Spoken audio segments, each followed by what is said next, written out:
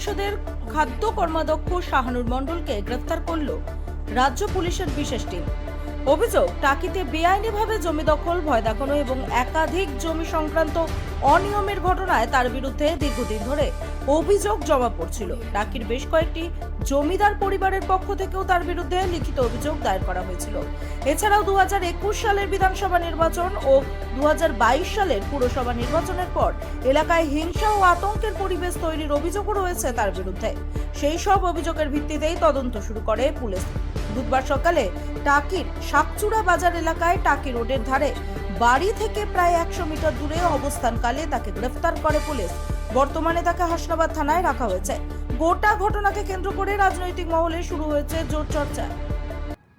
দীর্ঘদিন ধরে বসিরহাটে ত্রাস, অবৈধ চোরাচালানকারী, মাফিয়া, গুন্ডা এই শাহানুর মণ্ডল আজকে 1 দশকেরও বেশি সময় ধরে এই ত্রাস শাহানুর ওখানকার মা বোনেদের চোখের জল ফেলেছে।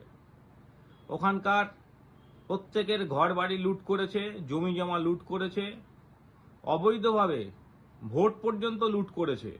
পঞ্চায়েত ভোট হতে দেয়নি, বিধানসভা ভোটে সেখানে ভোট লুট করেছে। সেই শাহানুর মণ্ডল যখন আজকে গ্রেপ্তার হয়েছে, আমরা আজকে খুব খুশি হয়েছি। গোটা বসিরহাটের মানুষ আজকে খুশি হয়েছে।